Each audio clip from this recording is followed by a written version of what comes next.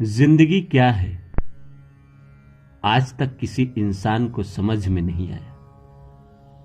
वो बस जीता चला जाता है, उम्मीद के सहारे वो हर दिन गुजारता चला जाता है। एक वक्त आता है जब वो खुद से सवाल करता है, आखिर मैं ये कर क्यों रहा हूं? क्या कारण है मेरा इस धरती पर आने का? बहुत शास्त्रों में पढ़ा लिया कि जो होता है वो ईश्वर की मर्जी से होता है। जो होता है वो पहले से लिखा हुआ होता है। फिर वो सोचता है कि क्या मेरा कोई योगदान नहीं? मैं क्या कुछ नहीं कर पा रहा हूं? क्या मेरा मेहनत कोई रंग नहीं लाएगा? क्या मेरा कर्म कोई फ्रूट हमको नहीं खिला पाएगा? यूं ही जो पहले से लिखा हुआ है वही होना है।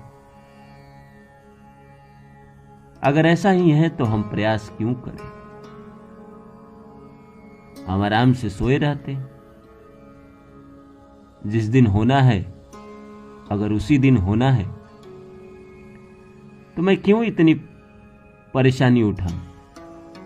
मैं क्यों इतना बेचैन हूं?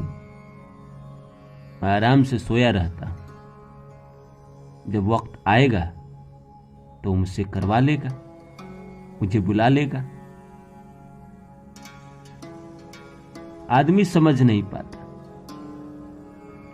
हमारे शास्त्र में भी यही बातें कूट कूट के लिखी हुई है। ज्योतिष कुंडली सब यही बातें कहती है कि ये समय चल रहा है, ऐसा ही होगा। तो मेरा क्या मोल है? मैं कुछ कर ही नहीं सकता। क्या मैं बस विधाता का इंतजार करता रहूंगा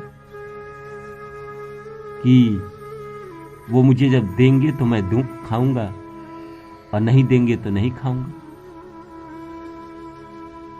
क्या मोल है इसका? और ऐसा क्या है कि ये सब होता है? मैंने गीता पढ़ी, बाइबल पढ़ी, कुरान पढ़ी, सब में यही बात लिखा हुआ है कि सब कुछ ईश्वर करता है। इंसान की कोई औकात नहीं है। जब सब ईश्वर ही करता है फिर हमारा क्या मोल? अगर ईश्वर ने पूरे जीवन में हमारे दुख लिख दिया है तो मैं तो कितना भी चाहूं इसे नहीं बदल सकता।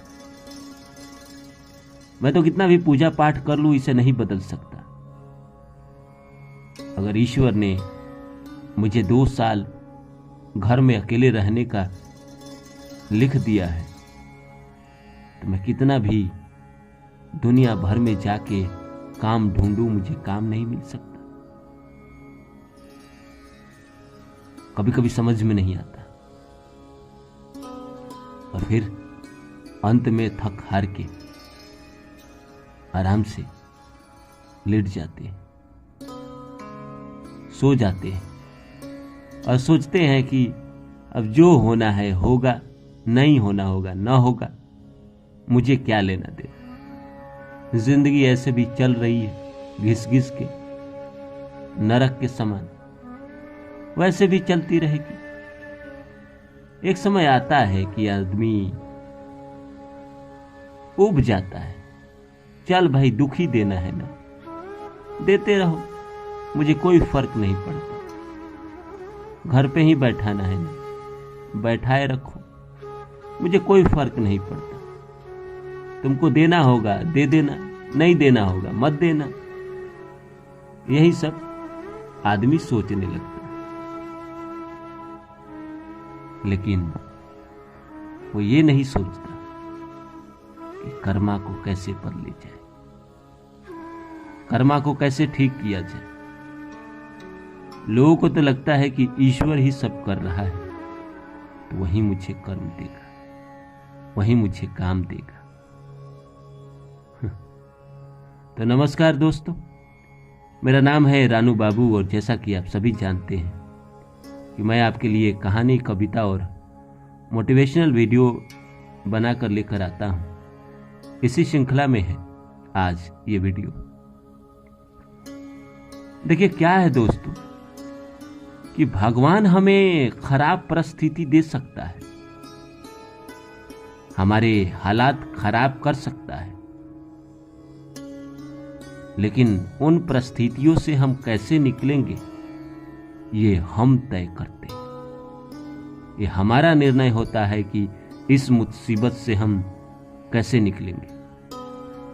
क्या थक कर, हार कर, बैठकर सो जाए या उठे, लड़े। बहुत सारे मोटिवेशनल लोगों को आप सुनते होंगे, बहुत बड़ी बड़ी बातें लिखी हुई है कि कोशिश करने वाले जो छोड़ देते हैं उतना ही इंतजार करने वाले को मिलता है। इंतजार करने वाले को उतना ही मिलता है जितना कोशिश करने वाला छोड़ देता है। और बहुत बात है, क्या मतलब है इसका, क्या है, आज तक कोई समझ नहीं पाया। इतने बड़े बड़े लोगों ने ये बातें बोली है, तो इसका कोई तो मोल होगा। कर्म का कोई मोल नहीं। भगवान कृष्ण भी तो गीता में कहते हैं कि कर्म करो, फल की चिंता मत करो। कर्म तो हमारे हाथ में है ना, तो कर्म तो हम कर ही सकते हैं ना। हमें मिलना होगा मिलेगा, नहीं मिलना होगा नहीं मिलेगा। एक कोशिश तो कर सकते हैं, एक नई उम्मीद तो अपने अंदर डाल सकते हैं। ये कब तक निराश बैठे रहेंगे भगवान के भरोसे, संसार के भरोसे। एक फिल्म है नवाजुद्दीन सिद्दीकी, माजी द माउंटेन मैन।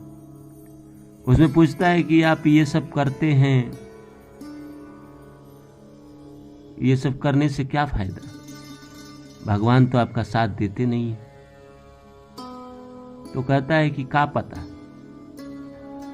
हम भगवान के भरोसे बैठे रहे, और क्या पता कि भगवान हमरे भरोसे बैठे हैं कि करेगा तभी हम दूंगा। तो इसलिए हारिए मत, थकिए मत, कर्म करिए, उठिए और कर्म करना शुरू कर दीजिए। एक नया राह बनाना शुरू कर दीजिए। एक दिन आएगा कि ईश्वर को भी थक कर देना पड़ेगा, उन्हें भी आपको देना ही पड़ेगा।